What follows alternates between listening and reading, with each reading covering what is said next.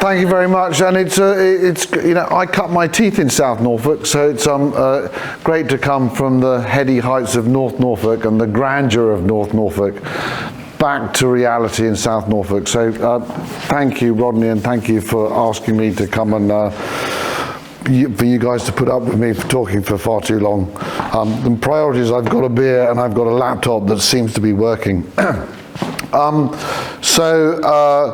Just briefly about me and what I've done. So I've had a 30-year career in land management. I started off, strangely, I worked in a nightclub in London when I left school at 16, thinking that was the future of my career.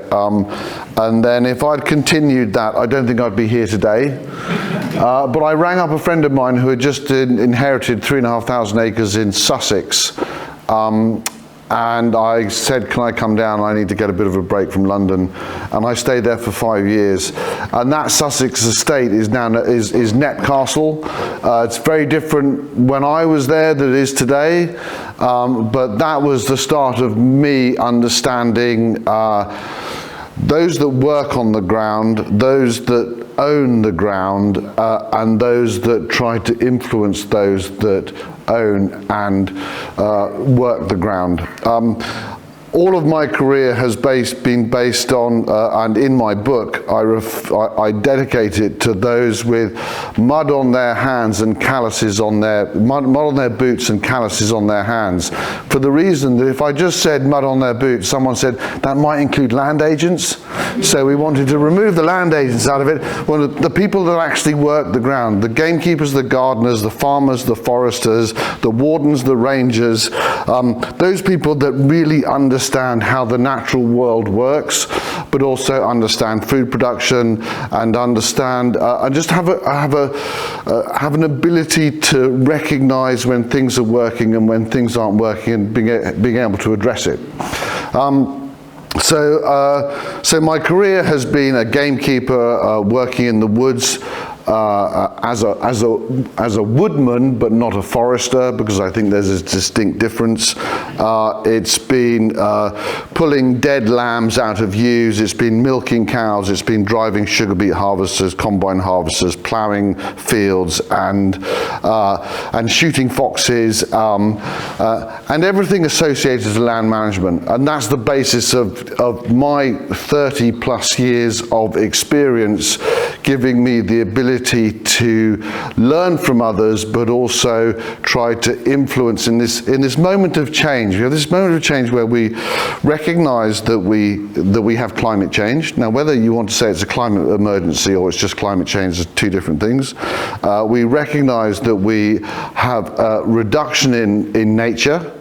Now, whether you want to agree that we're one of the most nature depleted countries in the world, or whether we're just nature depleted, that's down to an individual opinion. But I know from my perspective in conversations at the bar earlier, where at Ravningham, where we had 17 territories of turtle doves, and we increased the habitat. And when I left Ravningham, there was one territory of turtle doves. That wasn't down to my doing. This was down to a global issue. So I recognise there's a problem. I recognise that we have climate change. I don't know what it was like in South Norfolk, but I know when I went to Suffolk on Friday, I experienced climate change. I experienced 100 mil of rain in 24 hours, and that's something that in the East we're not used to. So I recognise that climate change is happening, and that's going to have effect on how we live our lives and how nature thrives or how nature doesn't thrive, and how nature copes with those issues. But all of that doom and gloom in everything that I've done in my career is actually the ability to bring back nature. Everything sorry, everything, I get told off for touching my mic.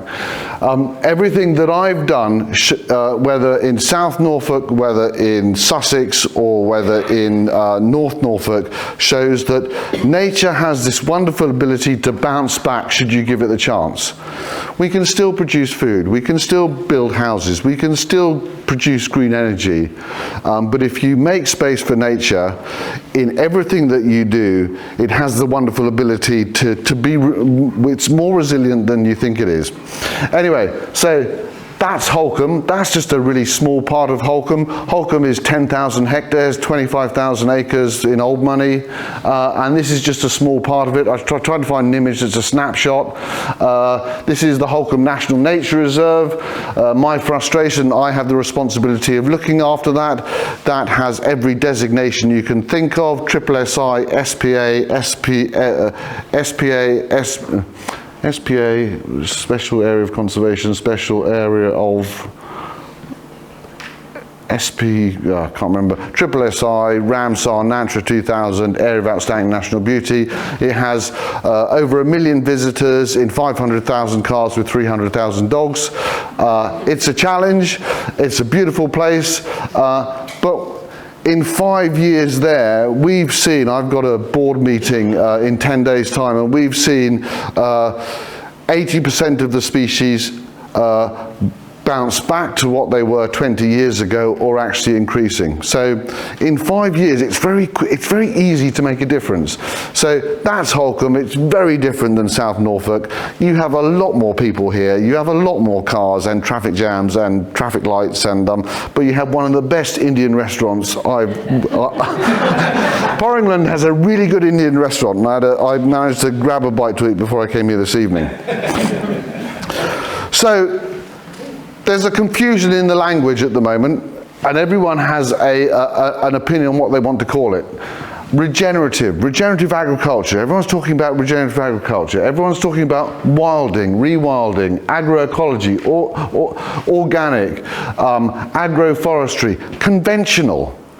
A lot of people talk about conventional. I'm never quite sure what conventional is, but actually, is that intensive agriculture? Is that a system that actually has seen some of our cheapest food produced at some of the cost of some of the biggest costs to our natural environments?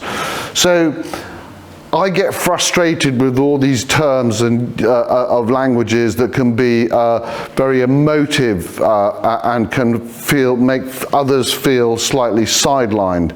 Because if I look at regenerative agriculture, where I think that the Holkham farming team exercised regenerative agriculture based on the 5 principles of regenerative agriculture. These aren't prescriptions, these are principles. Whereas I can go to a farmer 20 miles away who says, I'm a regenerative agriculture, but they're doing something completely different. Rewilding. What is rewilding? Some people thinking a hay meadow is rewilding, but technically that's agriculture. But actually, then others will say rewilding is actually fencing off an area, chucking in some deer and some ponies and some pigs and some horses, and that's rewilding. And that's very difficult to do in a country hugely populated, and if you want to have fully functioning ecosystems, nature needs to be able to have the ability to move about. So fencing it in is more problematic. So I'm of the opinion that we can make places wilder, but we might not be rewilding them. Organic, the Soil Association has been around for about 60 years. And Patrick Holden, who was one of the individuals that started the Soil Association, says, we failed. Organics failed because organic only represents 3% of British agriculture. And actually what they wanted to do is they wanted more people to do organics. They wanted everyone. They wanted organics to be available to organic should be available in Lidl and Waitrose and Marks and Spencers and Tesco's and cheap and affordable, but it hasn't become that. It's become an expensive product. So Patrick thinks that organics failed because it was quite prescriptive. And it had a load of principles that they weren't prepared to move on. agroforestry. Anyone that farms in the room knows that if you try to grow a crop next to a tree, you invariably get less of a crop. But actually, some people are suggesting, depending on how you do it, and there's a wonderful gentleman who farms in the Fiennes called Stephen Briggs, who actually has produced a system where he grows cereals and sugar beet adjacent to trees. I don't know much about it, but I think it's something that it's all of these approaches to the way we manage our land and produce our food. We need to take elements of them and try to combine them. And we try to combine them into something called, that I refer to, sustainable economic environmental agriculture. We need to be able to repeat it, and we need to be able to maintain it and enhance it. That's a sustainability perspective. Economic, we need to be able to, farmers can't go green if they're in the red. So it needs to be, you need to be able to, do you need to be a profit center? Is it a lifestyle? You need to be able to pay back your investments in your improvement in your farming systems. And farming systems are endlessly improving. Environmental, it must take care of the environment. We cannot have diffuse pollution. You know, all of the talk about our rivers being polluted, and forgive the language, I was once referred to as being the Gordon Ramsay of nature conservation, so I might swear. So, with all our rivers being polluted with turds and tampaxes, that's actually quite a small part of the problem, because agricultural diffuse pollution is significantly bigger, and no one likes to talk about it. So it's got to be environmental, and we can do things to prevent that, and we can use some of the, in the previous slide, we can use some of the examples of those agricultural systems that can be environmental, and it's got to be agriculture. So, you know, if I look at my 5 years at Holkham, where when I arrived, there was this kind of, it's environmental, it's nature recovery, it's delivering for ecosystem services and nature-based solutions. And then Ukraine came in. And then we all talked about food security, self-sufficiency, and actually we've got to be producing our food. Currently, we're depending on who you speak to, we're between 60 and 63% self-sufficient. Personally, I think that's a good place to be. We don't want, if we're 100% self-sufficient and we have a climate change issue, we've got real problems, because everyone will hold us to ransom to try and for us to purchase our food. So I think I'm quite happy. I'm quite happy with the self-sufficiency of 60 to 63%. Food security is a global issue, and Ukraine highlighted that when we had all of our eggs in one basket, where all of our sunflower oil, as an example, was coming primarily from Ukraine. Actually, we need to source and procure our food sources that we don't produce ourselves from a wide range of individuals that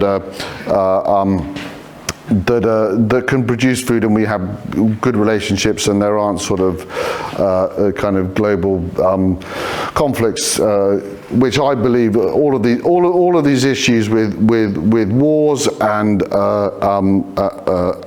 migration of people are all driven by climate change, and we're only going to see this exacerbated. So we've got to be much more pragmatic on how we move going forward. So from my perspective, it's those three key elements for whatever your farming system, whether you're organic, whether you're regenerative, whether you're conventional. If you maintain those four key titles of food production, you'll be in a good place. Right, so the end of the,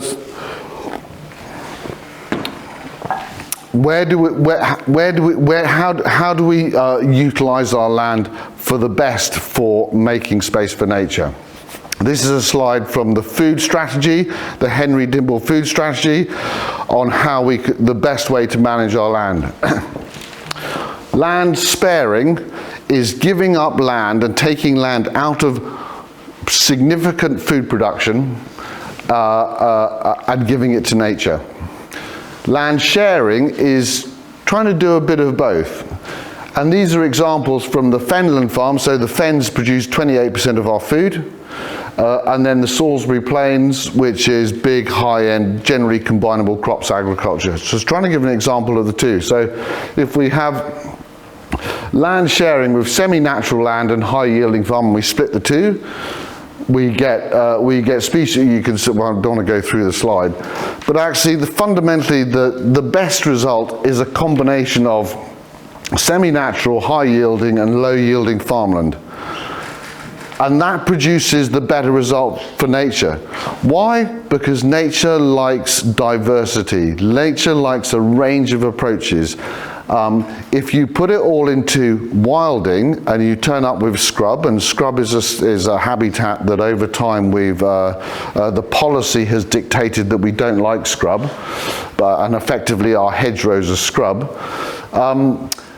We only support certain species. So those of you that have been lucky enough to go to Knepp Castle, which is the kind of leader of rewilding, or wilding, as Isabella likes to call, as her book refers to it, actually it's servicing species that the policy, because the policy didn't recognize the habitat of scrub, and Knepp provides scrub, so we see species like thrushes and blackbirds and whitethroats and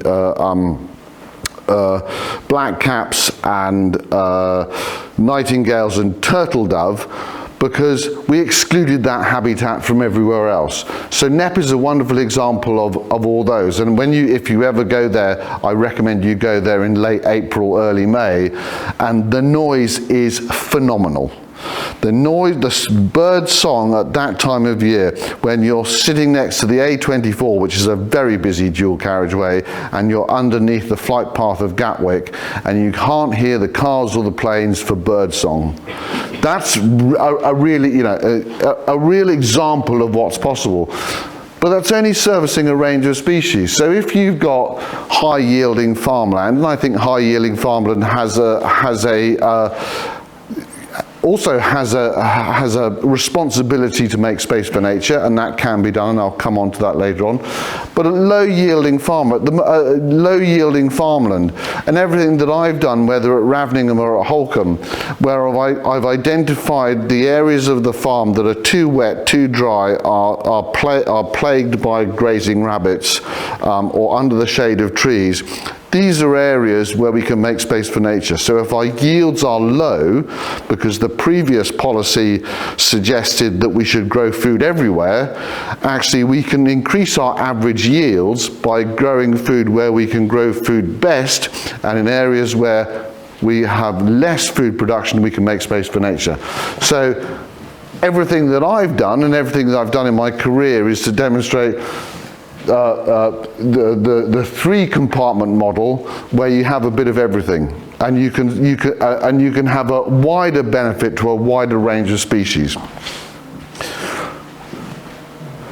It ain't good out there. I went and spoke at the Abergavenny Food Festival a few weeks ago, and having spent close to 30 years in Norfolk, which is a high-end combinable crops, horticulture, sugar beet growing area, to go to the Welsh, on the Welsh borders, where these small 150 acre family farms, which are growing quite low levels of food. And I said, I criticised that model of farming, and I think you should be doing something better. But actually, we still see examples of this in Norfolk. I see too much of this. I drove to Cirencester on Monday, there and back in the day. I don't recommend that for anyone, 9 hours of driving. But I see too much of this.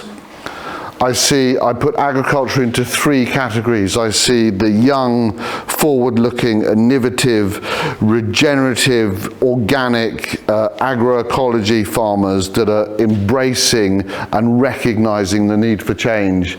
I see the middle ground that got their head in the sand, is anything happening, and haven't really realised what's going on. And I see the third sector of agriculture, which goes, we just want to carry on as we are because we quite liked it. It was simple, it was straightforward, we're used to that regime. But this is a problem. This is hedges. This happens to be a Holkham farm, one of the tenants, where the hedges are cut on the 1st of September, short back and sides, both sides.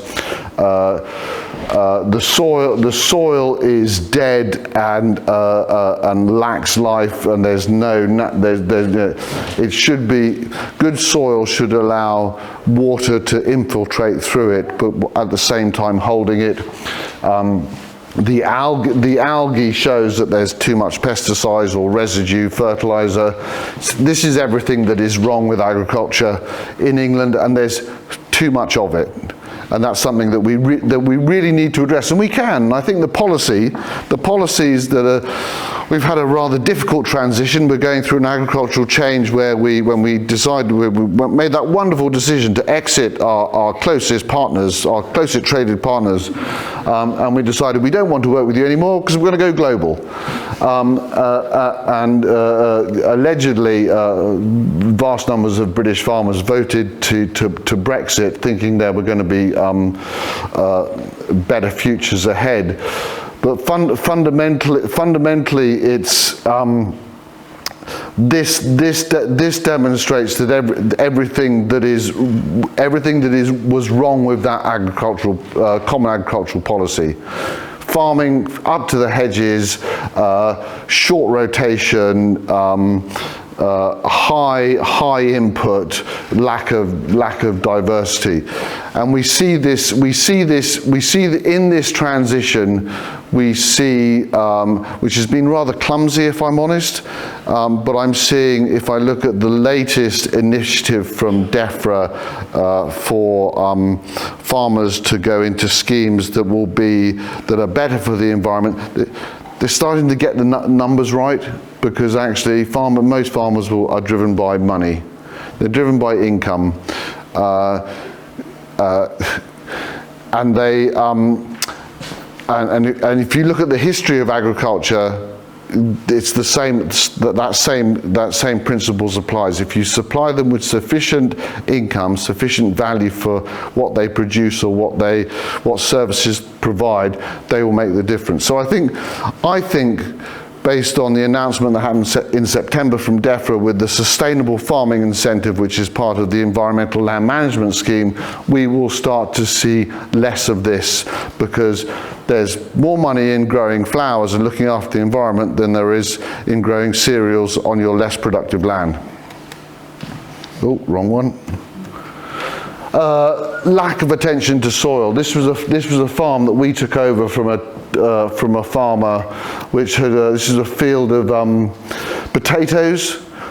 They decided not to crop it, and we had 2 inches of rain in 2 days. On Friday we had 4 inches of rain in 24 hours, and this was because the soil wasn't functioning as it should. The soil lacked life. There was deep cultivation, there was destoning, which, I assume everyone eats potatoes, but you can still grow potatoes in a sustainable way, and you can still do it with long-term maintenance and wider rotations.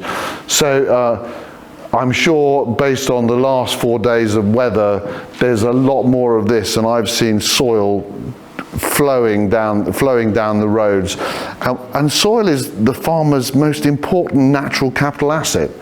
So we see a lot of this, but I think the tide is turning, and that's about as much as, whether it's people like me or whether it's other farmers speaking to other farmers, but I think there is a general understanding of better practice. So how do we do it? So we try to get away from the really ugly pictures. So we do that by working on a whole farm approach. So we understand we have a network of hedgerows in England, of over 500,000 miles of hedgerows in England. That's more miles of hedgerows than there are sealed roads. It's a phenomenal.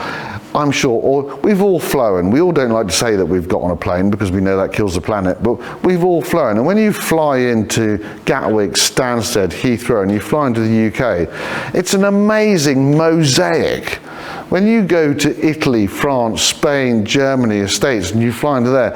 It's these big barren wastelands of agriculture, but we have something quite special in the UK, and we need to be proud of it. And as King Charles once said, the hedgerows are the threads of the patchwork quilt that makes up the British countryside. And we need to utilise those, but we also need to ensure that the centres of the fields also benefit nature.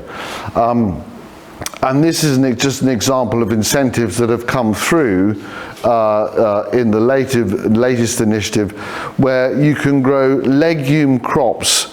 So the flowering, this is crimson clover.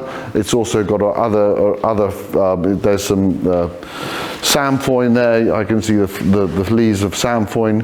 But it's a range of legumes that will fundamentally are put in there within an arable landscape that benefit the soil. So we tried to get away from what we saw, and having one of the principles of regenerative agriculture is having a living root in the soil for as much of the year as possible, because we know the benefits that does to, and the interaction with different plants. So we have these, we can grow crops within our arable rotation that actually are soil conditioners.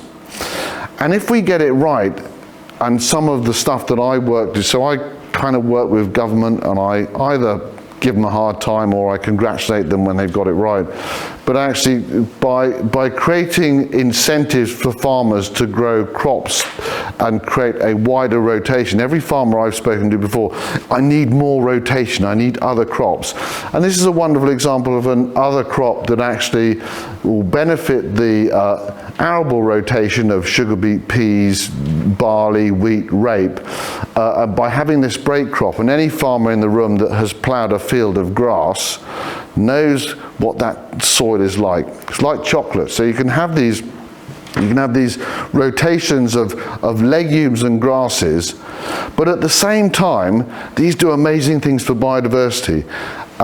And I'll come on to what we've done at Holkham, what I've installed at Holkham, and how we can start to measure this, how we can start to see the benefits. We can see this farm benefiting it from their lack of artificial fertilizer and their reduced diesel and their reduced cultivation and their moisture retention, which I know at the moment we don't really want any moisture retention, but actually moisture retention is quite important in the spring and early summer, and this kind of farming, this new rotation can be of significant benefit.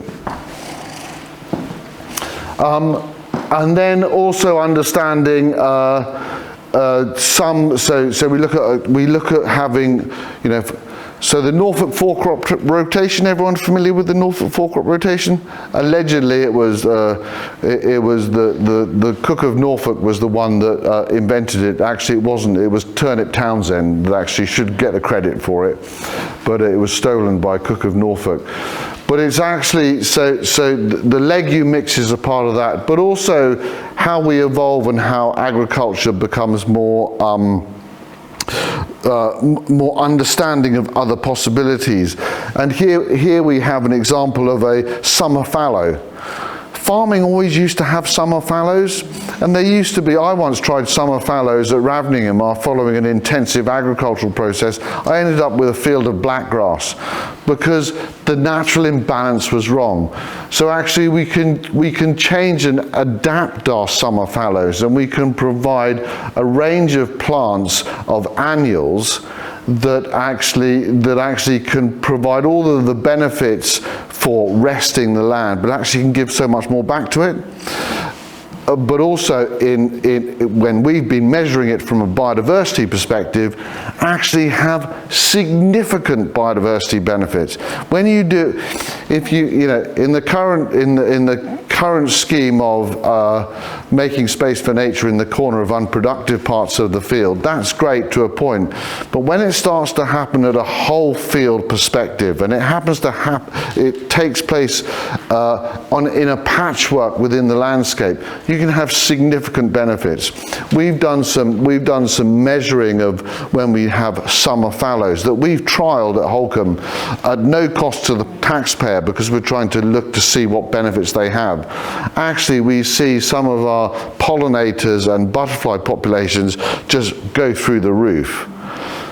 So by delivering it at a whole farm level, we will see significant benefits. What I must reiterate is, when we grow food, we will not have the abundance of nature that you might have at NEP when you're growing food.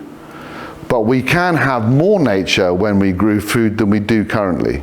And it's just about integrating a wide range of approaches. The word heterogeneity and juxtaposition are two words that are bounced about my office on a regular basis.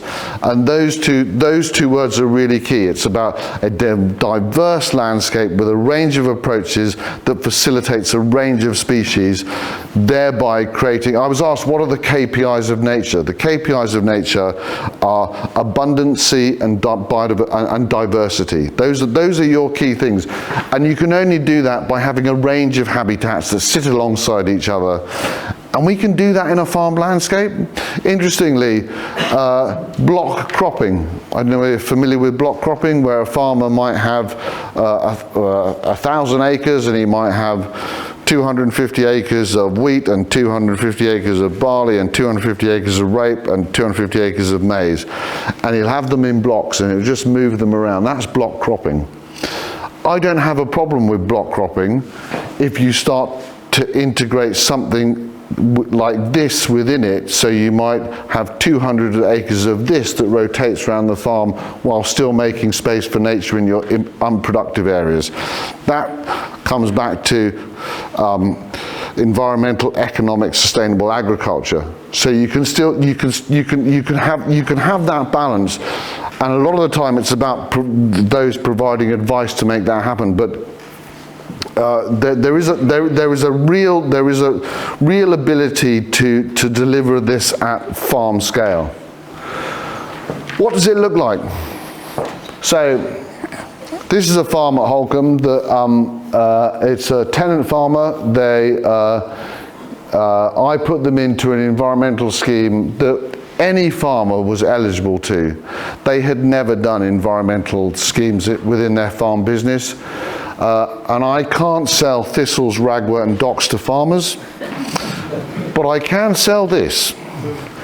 So I said to them, I will give you a scheme that's really easy to deliver and will make your farm look pretty. So the farmer at the time, who was just about to go through succession, the farmer at the time was in his mid-70s.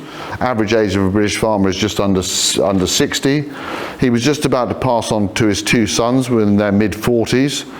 And I said, I will deliver you a scheme that is easy for you to put in place and will make your farm look better. The farmer went, okay, I'm happy with that. And the sons were going, yeah, no, we know, because we think the environment's really important, and we're young and we're woke and we're trendy and we're X's and we're Z's or whatever we are. But we're, you know, and his wife actually was a very keen birder. Said, I'd like to see more birds on the farm. So we put this in place, and it's a 1,200 acre farm. And I said, all I'm going to do is I'm going to put 6 meters of flowers next to your hedges, because I need to buffer your hedges, and I'm going to put 6 meters of cultivating. You can cut your hedges as you wish, but I would recommend you cut them less often, and it will make your farm look pretty. The income you will get for doing this will be to the value of your rent. So everything in the middle of the field is all yours.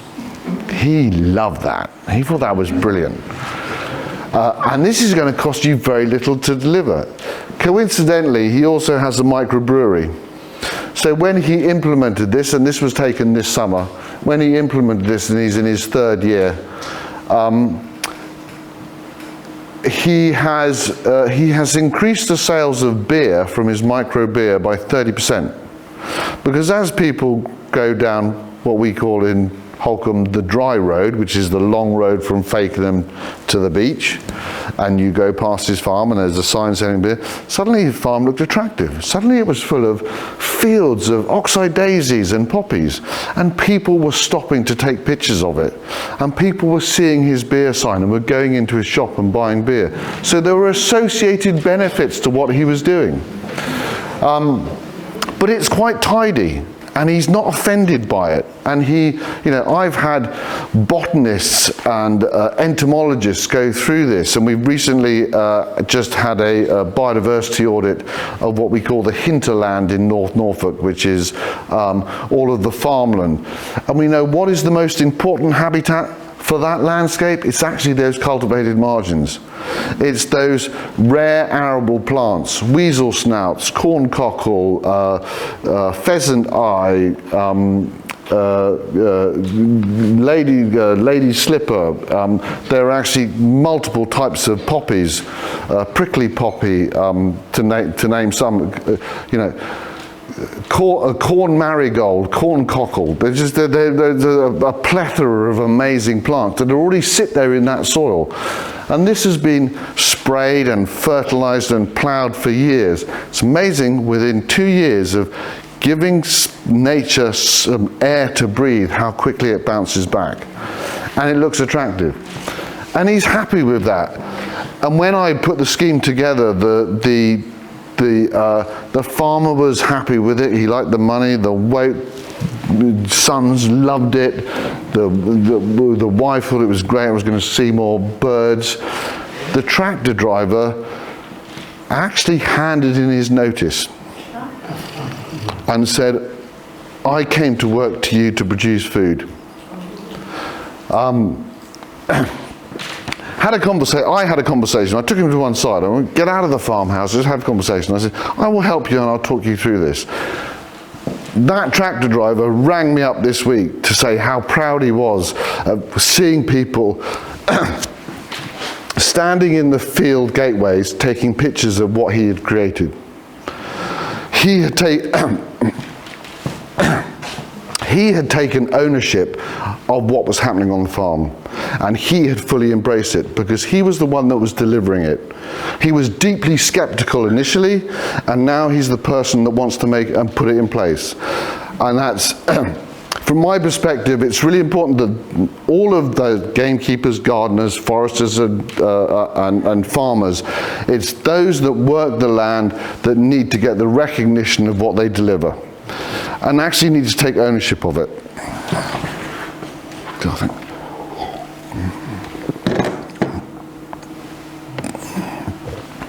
So this is my example. This is a bit more wilder and woolly. This is the same principle, but I've just gone one step further. I've actually not cut the hedges. I prefer afros rather than flat tops. I've chosen to be more ambitious in the makeup of the hay meadow, not the grass margin, because grass margins, the language is all wrong. So the hay meadow is full of a wider, diverse range of species.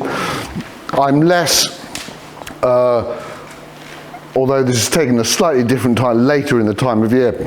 But we've got sterile brome here, which is a bit of a problem. From a farmer's perspective, it's grass weeds from an arable perspective are difficult to say the least. So I've been a bit more relaxed in this, but actually I see, when we measure it, I see a greater diversity. But I think we can have both approaches.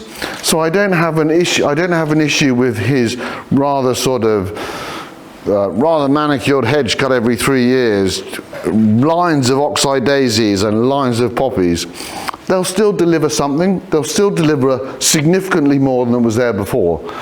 I can go further, and actually if I've got farmers that want to embrace this, or farmers that want to embrace that, I don't have a problem, because that's a range of approaches, and that's what nature needs. But fundamentally, it's all about making space for nature. Right, we come on to the thorny issue of livestock. There was a recent report that came out, I think, this week, that meat consumption has gone down, and the average person eats 1.88 pounds of meat a week. I was slightly shocked about that, because that seemed like quite a lot of meat compared to what I eat. I eat meat regularly, but I don't eat that quantity. Anyway, I've had lots of, those of you that delve into the dark world of social media, interesting conversations with people. You know, one person said that I have a 12-ounce steak every night. It's like, wow. God. I have a 12-ounce steak, I cut it in half, put half in the freezer, and then share the other half with my partner, and we have that, and that lasts for 3 months. But actually, George Monbiot wrote a book called Regenesis, and he was quite critical of regenerative agriculture, mob grazing, pasture-fed beef, organic, saying it used up too much land. But I'm of the belief that actually these are my wildebeest. These are the animals that will mimic my herbivores in the landscape. So on the nature reserve, we have 1,000 hectares of freshwater grazing, and we utilize the cattle. The cattle, yeah, they're a non-for-profit business because actually they're providing an ecosystem service, and they are delivering the biodiversity that we see within the nature reserve, although we sell them for beef, but actually they're providing a service. They're also providing for all of the hundreds of thousands of people that visit, you know, they all like seeing these black and white sort of humbug cattle. Personally, I inherited these and I wouldn't have them because they graze in a way that's too tight, and I want more relaxed grazing from a herd. But they provide a service because they eat some really shit grass that nothing else wants to eat. They trample and they poo and they break up the landscape, and we move them around in a way that the lions in the Serengeti move the wildebeest. So we create this dynamic landscape. So they have a purpose. They provide us with a meat, and we have 800 cattle that graze the nature reserve. But they're also providing biodiversity benefits. So it's right stocking density, right animal in the right place for the right reason. So never dismiss. So that when we're you know, and sometimes small groups of individuals can have very amplified voices, but actually herbivores, whether in Africa or the South American plains or the North American plains or in the North Norfolk freshwater grazing marshes, actually can provide nature benefits if managed correctly. So we know that the rewilders utilize cattle, they also utilize deer, and they also utilize pigs. And it's understanding the stocking densities and how you can make best use of them. So I am a fan of herbivore grazing. I say right stocking density at the right time for the right reason. Currently, I've got 450 cattle on a grazing marsh that's just had 100 mil of rain on it, and I haven't got the cattle float has been ordered, and they're coming on the 6th of November. So it's like, no, I want them all off now. But those are the challenges. But these guys are what make the nature reserve function at its best.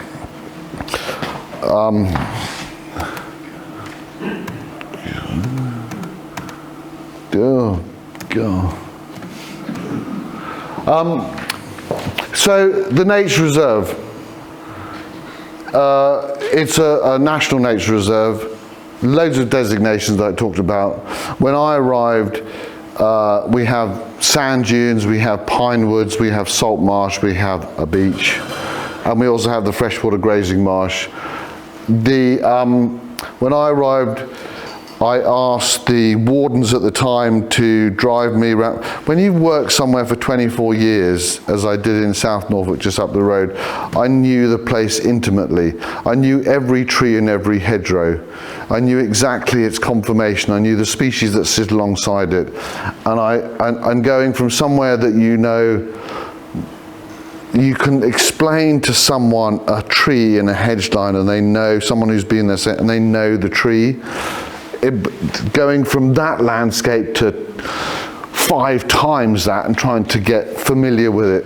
So I asked the wardens to drive me around the perimeter of every field within the marsh so I could get a sense of it and how it worked. And what I soon discovered is it's a wetland, I need to make it wet. I need to change the way we graze it. I need to not conform to the prescriptions that are being put upon me through environmental schemes, and I need to control species at the right time for the right reason. It's a managed landscape. We manage the water levels. At the moment, we've just removed all of the sluices, which we wouldn't normally do, but we've just had significant amounts of rain. And these are 10-inch sluice boards. When the guys, they removed them yesterday, they went back to measure the water flows, and the water flows had actually increased, even though they're taking the 10-inch board away. So we manage it meticulously. The short sward is really important because the grazing of the cattle to bring the sward down benefits the waders, so the lapwings and the redshank and the snipe and the abboset. And just on those species, so the abboset population on Holkham is back to what it was in 2000. The abboset population has broken records year on year for the last 3 years. The redshank population has had some of its best breeding success in the last 40 years, and the snipe are now become extinct. So there are winners and losers, and snipe's not necessarily down to what we've put in place, because that's a bigger issue. But the cattle graze it to a level. We put the water, we create water features specifically because that's the important bit. It's the edge. It's the wet mud. It's that receding water, that winter water that the overwintering geese, and we get our peak numbers of overwintering wildfowl and waders in December is about 160,000 individual birds. They've created this. So this image is taken in February. This is grazed by geese and widgeon. That's the perfect conditions for the lapwing and the redshank and well, not the redshank, a bit more specific, but it starts to create the perfect conditions for the breeding birds in the summer. And then we manipulate the water levels to allow them to recede. This is a managed landscape. This is no different than the farm landscape, but I'm still farming it with cattle. I'm still making space for nature, but I'm managing it. And that, from my perspective, is really key because we're such a small island with such a lot of people, with very few areas that, you know, we have a commitment. The UK government, whether it's this government or whatever the next government might be, we have a commitment to protect 30% of sea and land for nature by 2030. We have a commitment to halt species decline by 2030 and reverse it by 2040. And we ain't going to do that by just going, oh, close the gate and walk away. We're going to do that by managing it. So I implement management, and sometimes I'm criticised for over-managing. I don't think it is. It's more targeted management and understanding the requirements of a wide range of species. So making a wetland wet, an edge. Edge is just so key. Heterogeneity and edge. Also looking back at the past. So then we can look at the future, and I look at these wonderful new legume mixes within our arable landscape and having a whole farm approach. But actually, if I identify land that really isn't fit for agriculture because the yields are poor, because there might be diffuse pollution issues because it's next to a watercourse, or the soils are very thin, I can recreate the past. So this is a now 11-year-old calcareous chalk grassland. Now, what farmer wouldn't want this? No thistles, no ragwort, no docks or brambles. That's stunning. That's alive with that's pretty. That's easy on the eye. It sits well in the landscape. There are funding mechanisms, or there are current funding mechanisms to allow you to implement this. But when I arrived at this meadow 5 years ago, it looked like this, but it wasn't delivering. Its KPIs, they had two KPIs. One was orchids, and the other one was butterflies. So it sits adjacent to an Iron Age fort, which has the only colony of chalk hill blue butterflies in Norfolk. And that was one key indicator species, and the other one was orchids.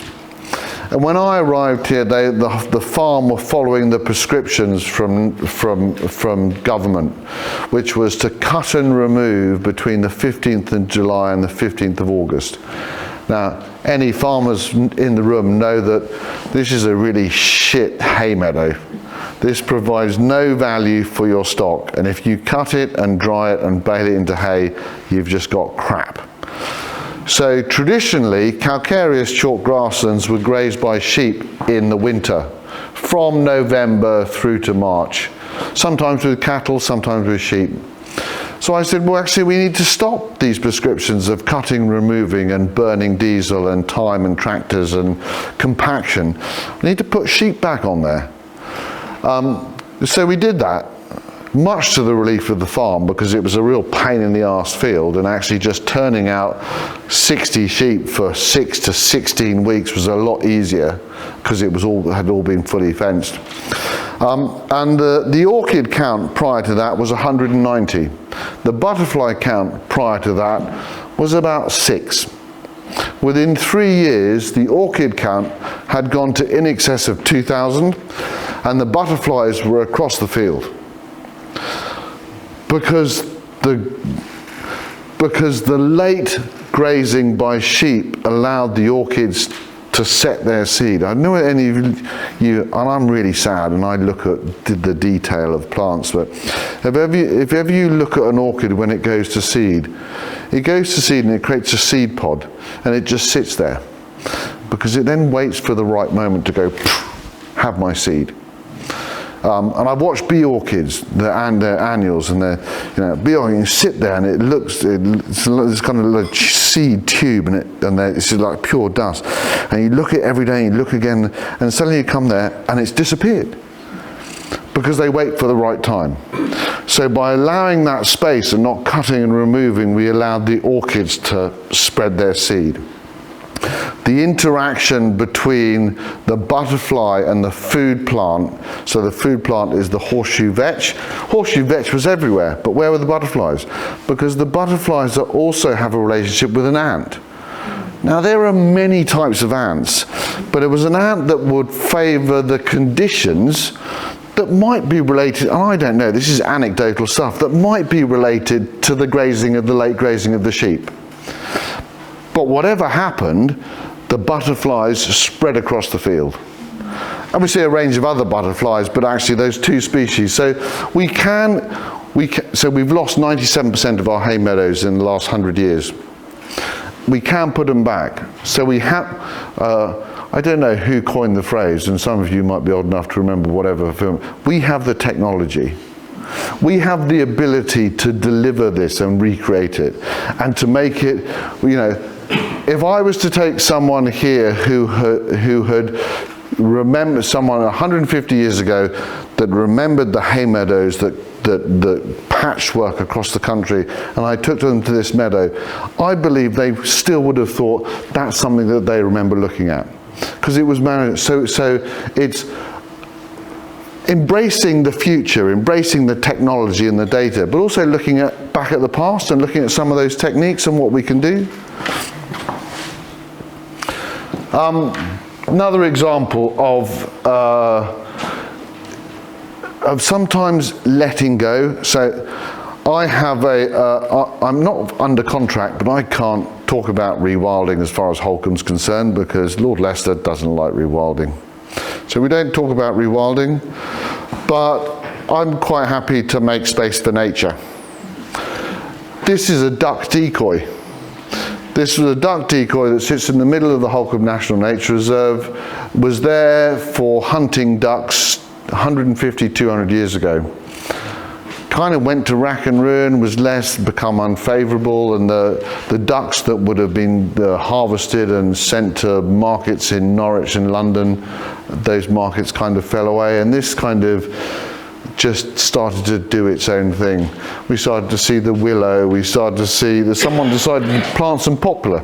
Don't know why, maybe they had a contract with Bryant and May. Do you remember Bryant and May?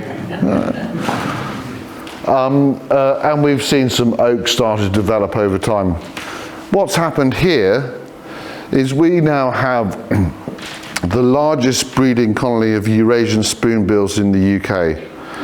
This year, based on making a wetland wet, based on changing the grazing regime and using our cattle as ecosystem drivers, we've seen the spoonbill population when I arrived, which was bumbling along. The first successful breeding pairs were in 2010, and then they bumbled along in about 20 to 25 pairs. We made a few changes that weren't directed at the spoonbills, we were directed at the landscape. We've seen the spoonbill population more than double, to the extent this year we had 47 pairs produce and fledged 90 young. We've fledged over 500 young since 2010. We also have a cattle egret, so the first Norfolk cattle egret bred here in 2020. We had that cold spell. Do you remember that cold spell? It was like the Beast from the East Mark II. You were probably baking warm in South Norfolk. It was freezing on the North Norfolk coast. And sadly, all these cattle egret that we like coming from the Mediterranean all died. But we've subsequently seen them come back. We have 190 cormorant breed here. Whether you're a fisherman, you might not like cormorant. Cormorants are really cool. Actually, you get cormorants in full summer plumage, the males, they're kind of quite sexy. We also have 20 pairs of grey heron, and we have 60 pairs of little egret. So it's a really important site. And actually, for the last 3 weeks, probably I don't have a stick, but that tree there, we've had a white-tailed eagle sitting in it for the last few weeks, and in the spring we had a white-tailed eagle for 12 weeks. And that's and the Isle of Wight, I don't know if you're familiar with what's going on in the Isle of Wight, but they're releasing white-tailed eagles. Interestingly, and I don't know the full number of birds that have been released, and some have died of natural causes and some have died of other causes, but we've had 9 individual birds from the Isle of Wight release program come to this site, because there's obviously something special about it. It's a bit like making the hedgerow that's right for the yellowhammer.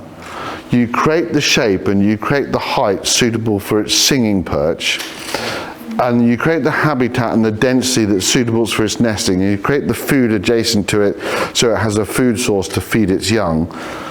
Interesting, the white-tailed eagles, all of them made a beeline for this, because there's something right, something that suits them. Yeah, there's a lot of geese and there's a lot of food. Actually, interesting, speaking to the guys, there's a red deer. East Hills, does that mean anything to anyone? So East Hills is probably the most remote part of Norfolk. It sits out and it's really difficult. You have to walk 2 miles across the salt marsh to get to it. And you can't get to it because it's all private land, and I removed a bridge to make your life really difficult. But actually there's a dead deer out there, and the white-tailed eagle has been feeding on that. So it's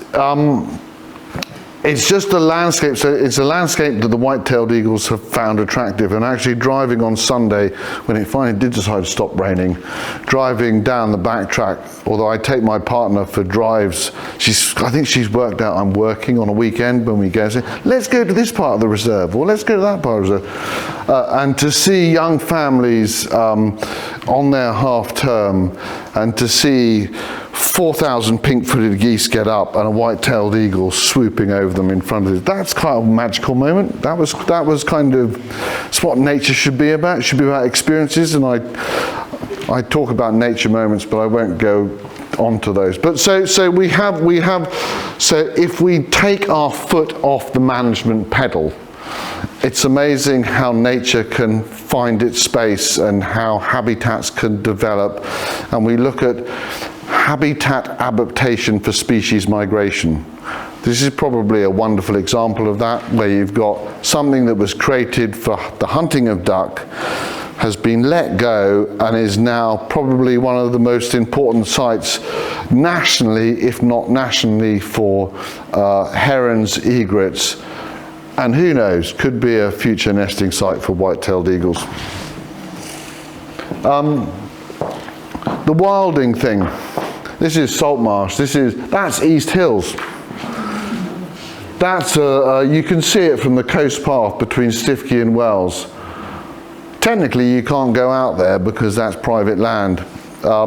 Actually, having had a meeting with the planning inspectorate and the King Charles III coastal path, there will be something called spreading room that will enable you to access the sea from the coastal path when that comes into on the statute books, probably in late 2024.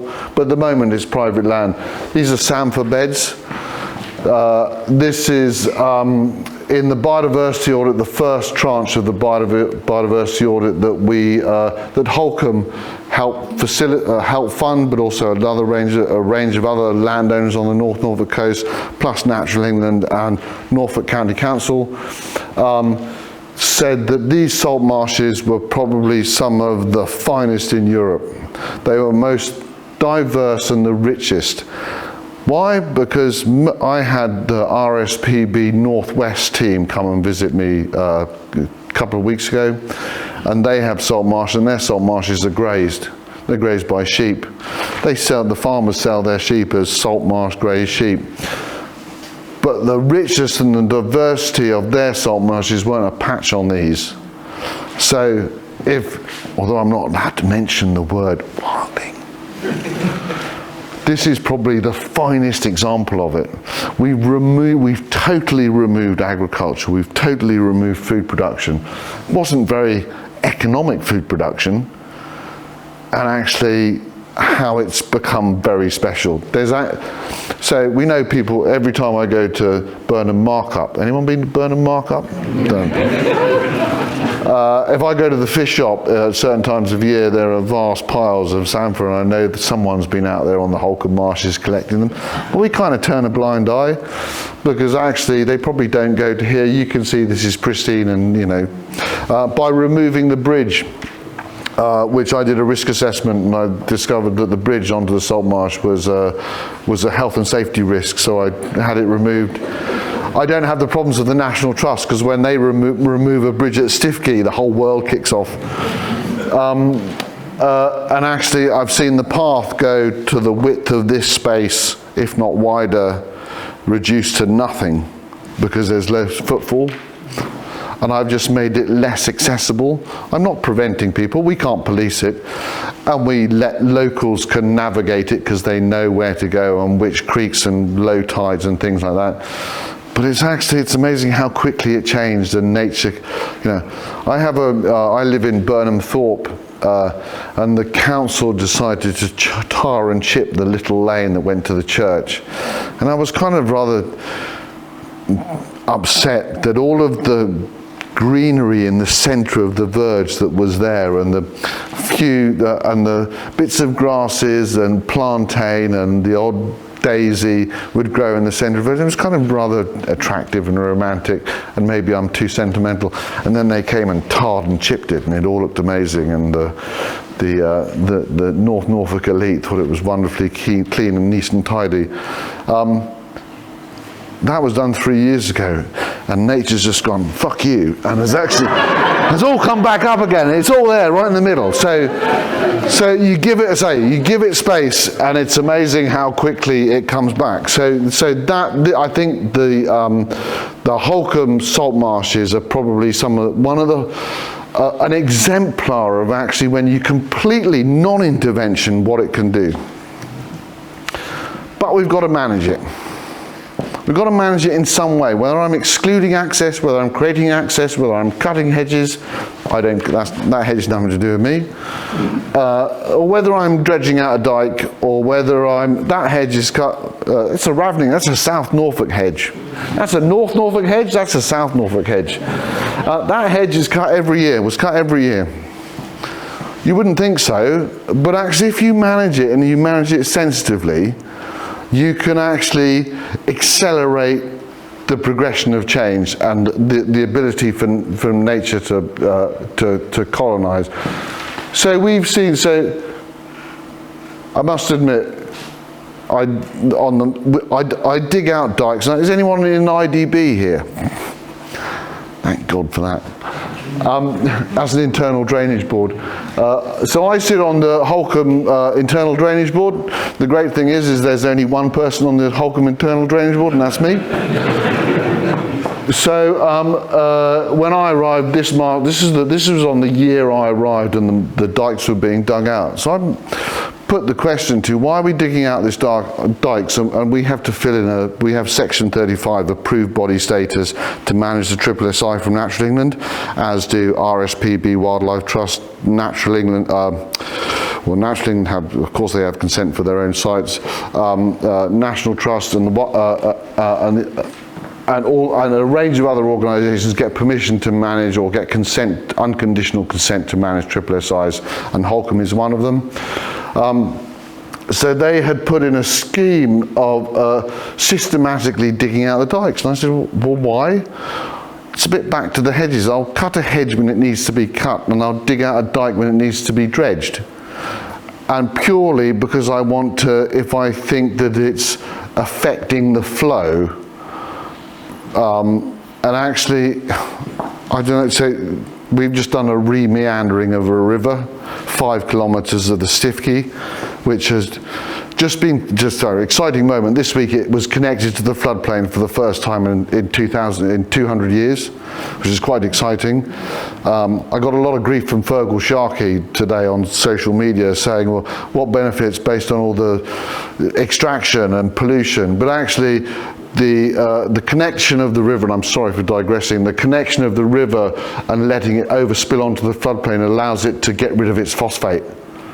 So it's actually, it is part of that process of making rivers better. But the digging out of dikes, so I stop the digging out of dikes, and I will dig them out when I think they need to be. So I've probably, in 4 years, done 200 metres of dredging, because one area is we weren't getting, the water wasn't, we want the water to disappear and flow. But actually, by allowing that and allowing the reed to grow, we've seen our reed bunting population at record levels, because at Raveningham on the marshes, that this gentleman over here knows very well because he found rare mollusks. You have an international mollusk specialist in the room. Can I just say that? You have someone who is globally recognised for his understanding of mollusks. Those are snails to you and I. And reed buntings will have territories every 100 metres should they have the habitat, and the habitat are the Norfolk reeds. So by not digging out the dikes, we have reeds either side. So we've seen that population at record levels at Holkham in its history of recording since 1957. We've also seen bearded tit. We've seen record numbers of bearded tit. Because, you know, so we've created the habitat. So it's, you know, back to the right reason and the right decisions for the right outcomes. Now, whether that's a food production outcome or whether that's a biodiversity outcome. So sometimes you can manage and still create the right effect. Sometimes you can manage and just be no good to man nor beast. And sometimes you can go, actually, do I really need to do this? And when I sat on the internal drainage board for South Norfolk, there was a systematic rotation of the digging of dikes. Because they were, and I know the Broads is basically a drainage system, but actually it's a bit more thought, if a bit more thought goes into it, you can still require all of the outcomes that all of the stakeholders require and have less of an impact on nature. Anyone who's watched a digger digging out dikes and seeing herons catching eels is always quite fun. And it's amazing how the water voles, interestingly, we had to do a mitigation stuff on the Stiffkey for water voles. But actually when an IDB digger goes down a drainage system in the Broads, they don't need to get mitigation for water voles, because the water voles go, fuck, there's a digger there, and gets out of the way. And why do we need to go through this whole process of getting permission to actually do something? So sometimes that frustrates me, having had to wait 4 months for consent to plant a hedge. I got granted permission to plant a hedge this week, but I had to get permission to plant it. Measuring success, something we don't do enough of. We've got 30 years of agri-environment, 30 years of payments to farmers and land managers to make the world a better place, and we never measured it. We never really understood what we were achieving. If I look at the Ukraine and a farmer on the farming program on Radio 4 saying he was getting out of agri-environment because he didn't really know, I don't think he achieved anything. He didn't know what he achieved because he never measured it.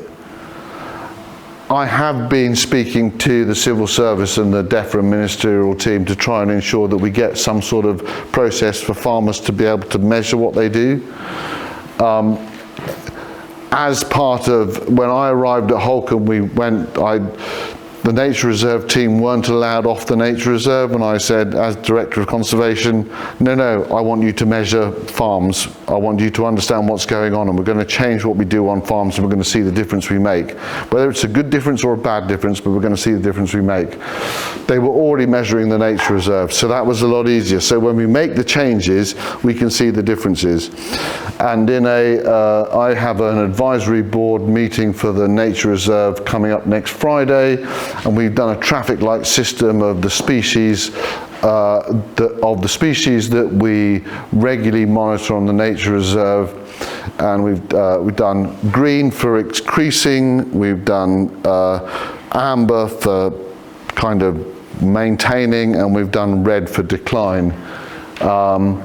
And we've seen 80% of the species either increasing or maintaining. Some of the species, for a whole range of reasons, mainly ducks and water birds, coots, moorhens, water rail, have seen declines. But then we have got something called otters that weren't in the equation. But we see other species just going through the roof. And I don't have a problem with that, because that's just evolution, that's nature, and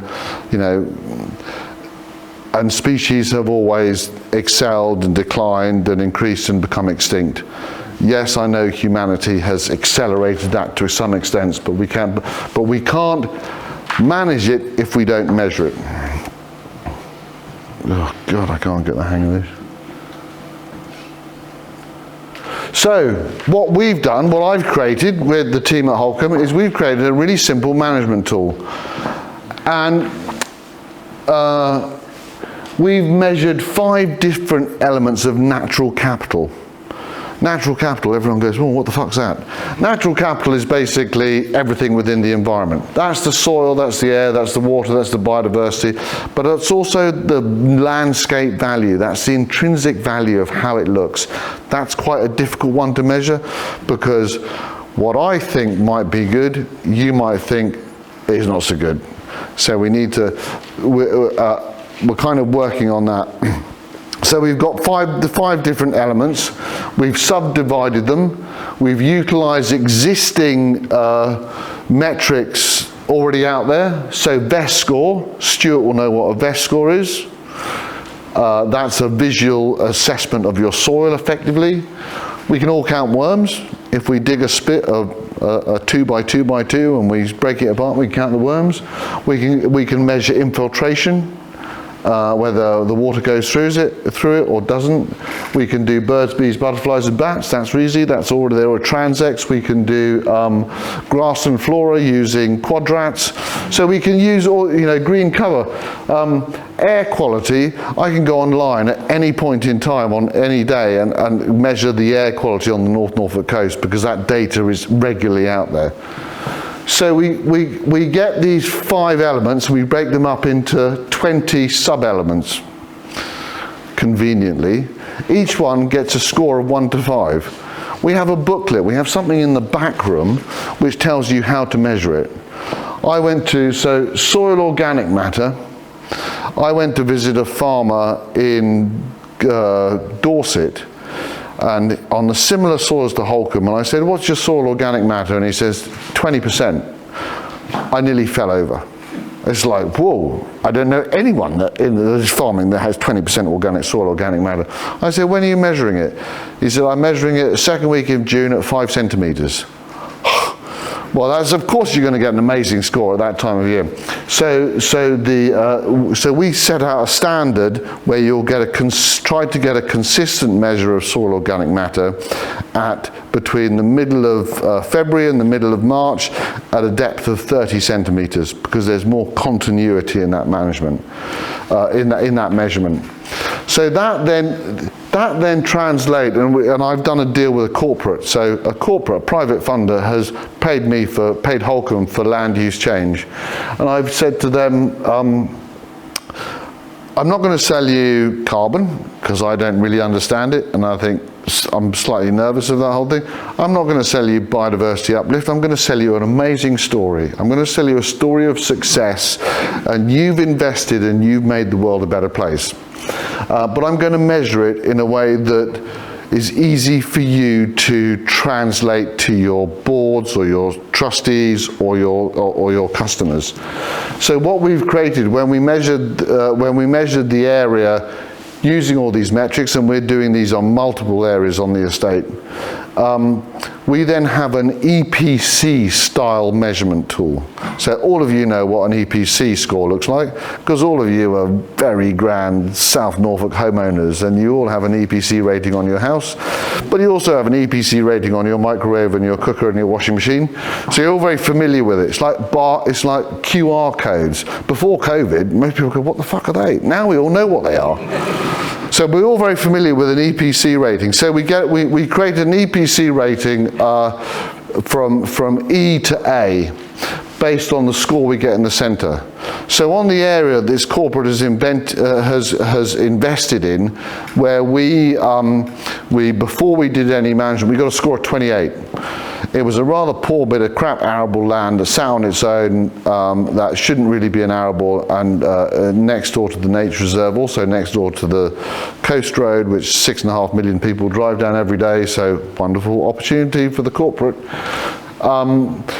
We measured that and it got a score of 28. That scored an E. Perfect. Actually, we look at the way the changes we're going to implement, which is basically the creation of a species-rich calcareous chalk grassland, and I'm going to create a pond, and I'm going to let scrub develop on the edges, because I'm not going to cut the hedges, but I'm going to coppice the hedge and manage it, and that will give me an increased score based on the DEFRA hedge metric that's already out there, because I want people to see this bloom of flowers in the spring of 2023. We estimate that within 5 years it will get a score of 81 that gives it a B. Corporate, that's just like Christmas has come all at once, and what a wonderful investment that they've made. So storytelling is really important, and if we talk about this private-public blended finance and how we move forward, they all want, at the moment, those that are willing to and interested in it, they all want added value. So if I measure it, and I don't make it up, and I can give exact reasons of how I got to my numbers, I get added value and they're happy to invest in it. So that's looking at other ways to make space for nature, but also this is really important from our tenant farmers' perspective on how we want to farm the land. There are other organisations out there that I've been working with that have. This is just me sat in my rather small office trying to go, this is an idea. If I create a trivial pursuit circle and I create the little cubes, and that's me sat in my office. But there are others who have had investment to do this at a much bigger scale. And it's about that storytelling to allow farmers, landowners, anyone looking after land to understand if they make changes, the impact, and they can start to score it. And if we start to score it, we can look where we're not delivering, and we can say, well, what can we do to change? What are we missing here? And you start to just have a better understanding of making things better. So from my perspective, this has been a wonderful tool. It's been great for Holkham to tell stories to those that visit. And I'm now working with others at much bigger scales, if not national and international, that are trying to apply this same approach everywhere. And I do believe that you might get an SFI 20 for Sustainable Farming Incentive, which is part of Environmental Land Management Scheme, which is a new agricultural support system. In 2024, farmers will have some sort of measurement tool. Touch wood, there's no wood in these places anymore, but touch wood, DEFRA have assured me there will be something that will be available for farmers next year, and that will be a really important step forward. Always got to end on a sunset. I thought about ending on a sunset. This is bringing nature to people. I'm standing on the car park at Lady Anne's Drive, and Hilary McGrady, who's the Director General of the National Trust, and I'm speaking with her in London at the Countryside Landowners Association, CLA, in next month, and we're talking about access, and it's quite a thorny subject, access, and how we have equitable access and how we allow people to act. And what I did when I arrived at Holkham was actually, I want the spoonbill. I want this area, the spoonbill and the decoy, to be quite quiet and tranquil. But actually what I've done here is I've brought nature to people.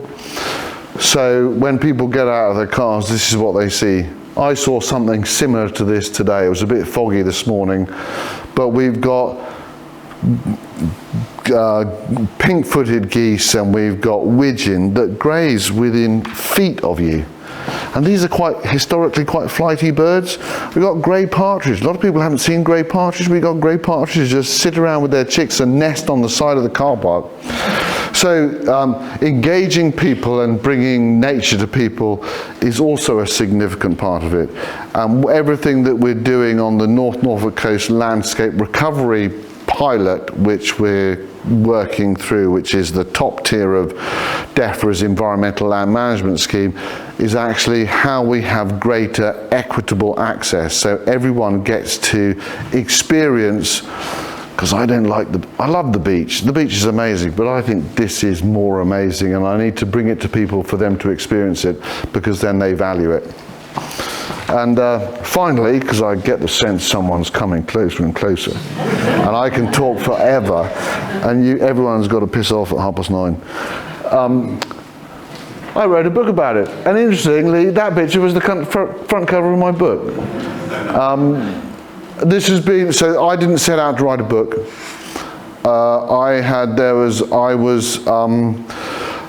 Long story, and I won't go into it, but I had a profile piece written about me in a magazine called The New Yorker.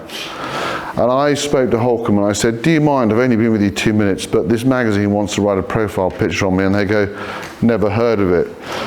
But happy for you to do it. That article went out in February 2020, and within 1 week went out to 12 million people, and I had emails from Vivienne Westwood and Liam Neeson saying, what a wonderful piece. And then I got multiple publishing houses and production companies wanting me to write books and do films and whatever, I don't know. Anyway, finally I employed the services of an agent who did a deal with Penguin Random, and that's why Land Healer was created. And it's basically, some people describe it as part memoir, part manifesto. And what's great, so in its first 6 months it sold 10,000 copies. and when I was in the summer, I was at the Palace of Westminster, and 3 DEFRA and shadow DEFRA ministers came up to me and said, "I've bought your book in the House of Commons bookshop and I'm going to read it over the summer holidays." And that's what's important about that book, because it's going out to politicians and policymakers and environmentalists and farmers and gamekeepers, because it tries to bring everyone together on the journey of making more space for nature. Thank you.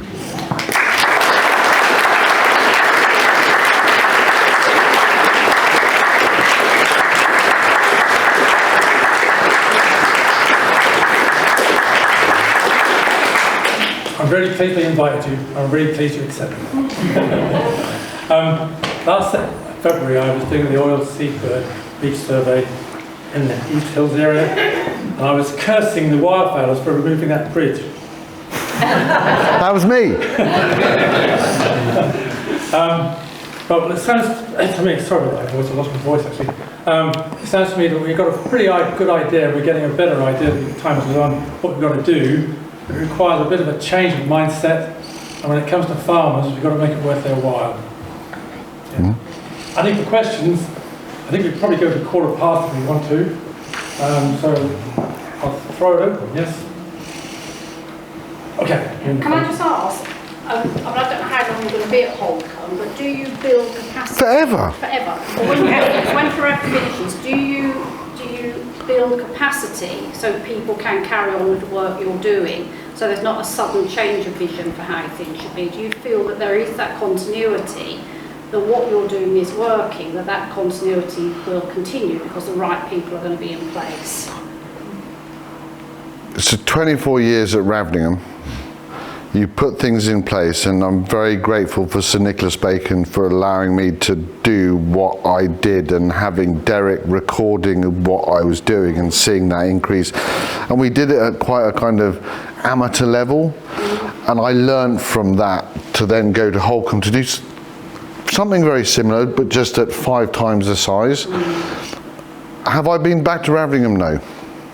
Because I don't know how other people, that's my slight frustration. If I look at the, going down the 47, when I lived here and I went down the 47 from the, whatever the junction is, that big junction up the road here, and I head west, and I go down that dip on the left, the police train their police dogs, and on the right used to be a grass field going down to the river. There's pigs either side.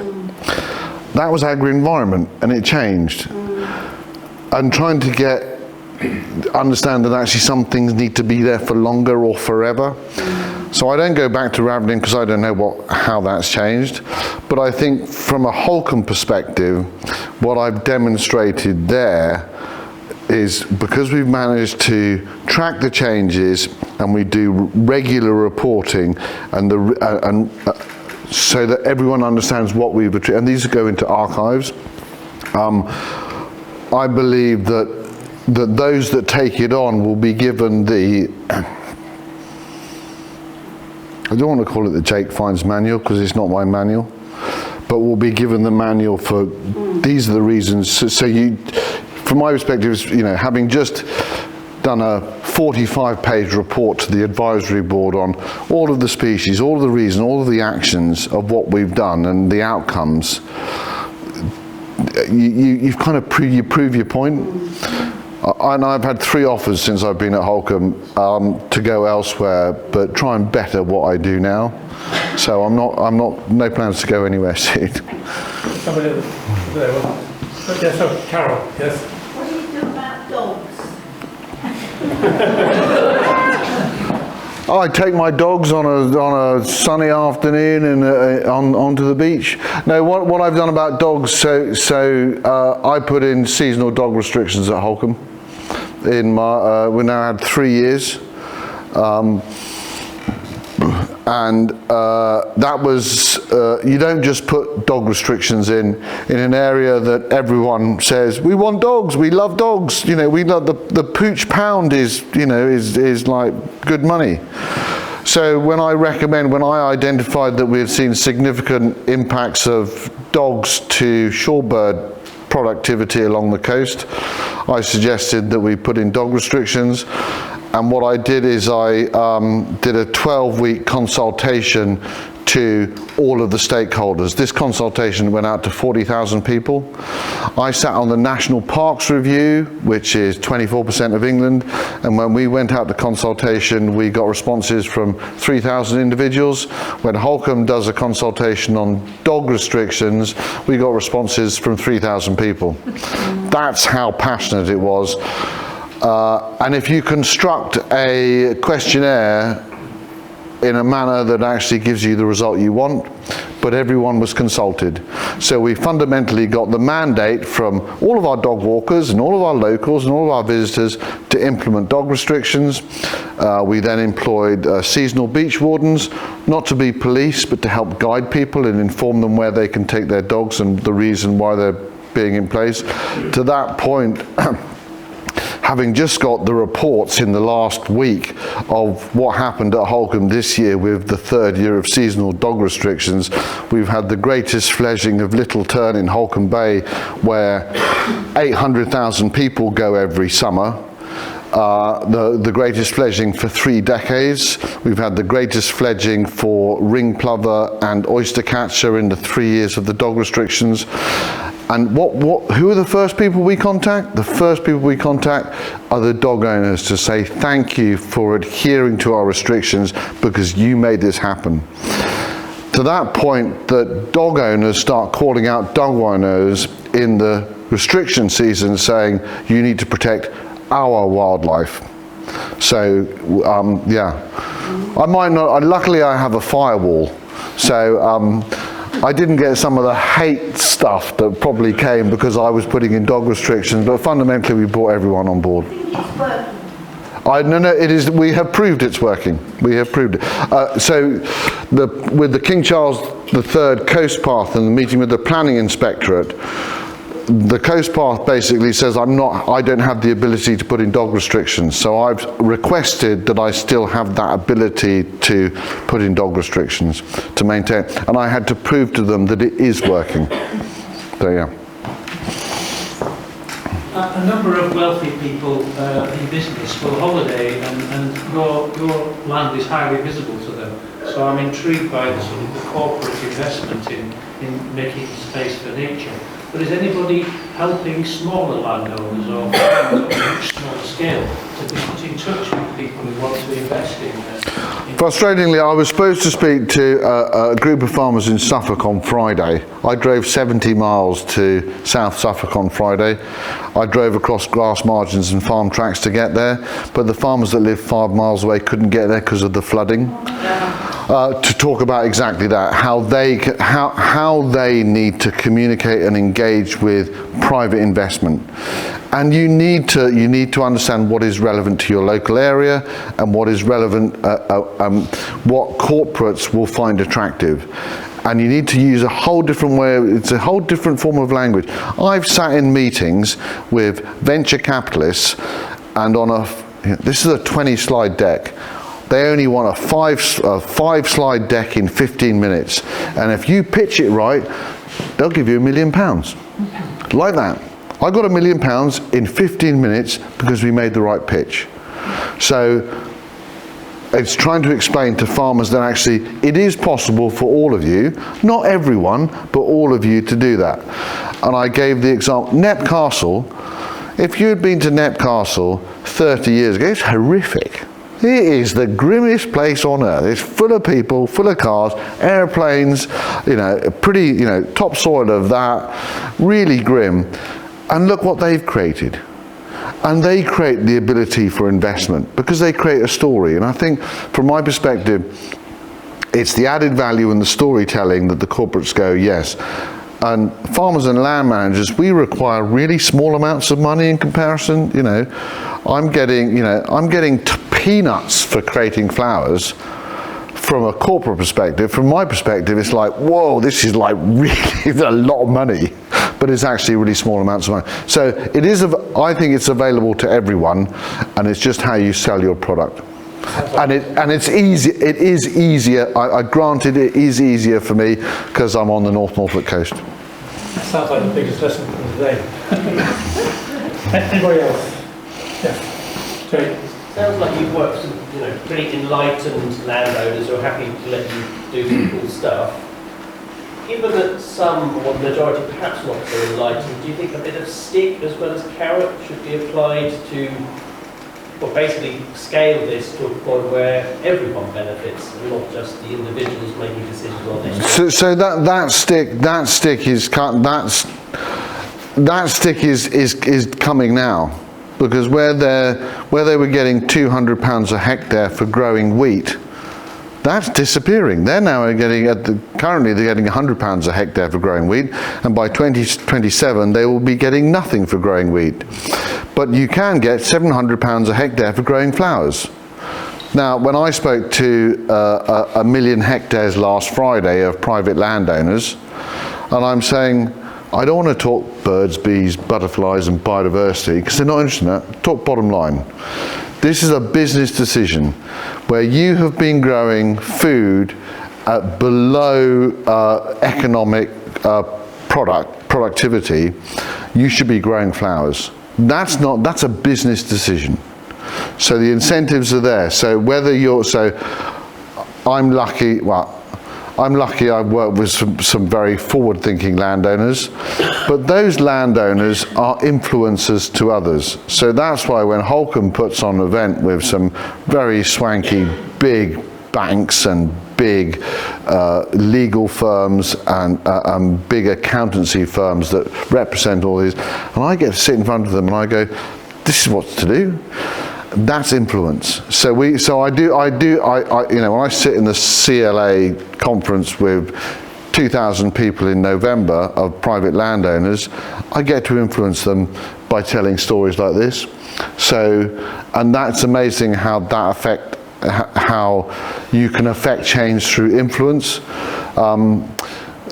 The way we manage our hedges and the way the tenant farmer farms looks compared to his neighbours, and he sees all the people going down his track buying beer, actually that influences the Taliban farmer over the road that's short back and sides and glyphosate and short rotation. And he gets to think, well, he's getting something I'm not, maybe I need to change. So it's influence and demonstration, but also definitely the policy is saying this is what you should be doing.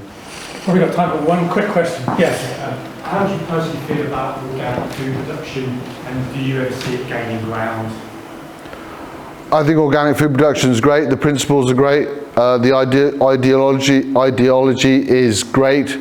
But when I speak to John Pawsey, who's probably, he was slightly kind of put out that actually used to be the biggest organic farmer in the East, and then the King went and made Sandringham all organic, so he became the second biggest organic farmer in the East. But we look at gene editing, and they think that gene editing would be a good tool for organics, but the high priest organics will go no gene editing. So I think regenerative agriculture is the middle ground and a step forward for those historic intensive agriculture, intensive farmers to look at nature-based solutions, less inputs. We look at the cost of inputs and the cost of fertilizer, and Holkham has just on loan has got this amazing sprayer that has, instead of spraying the whole field, there are cameras on the boom that identify specific plants that it wants to take out. So it's going to reduce its pesticide application by 30% or even greater. So I think we see technology advance, we see more flexibility within organics, and we see regenerative agriculture looking at the sort of middle ground. So I think we just see this evolution in farming systems becoming more environmentally friendly. Well, Jake, I think we're going to have to wind it up there. Thank you very much indeed.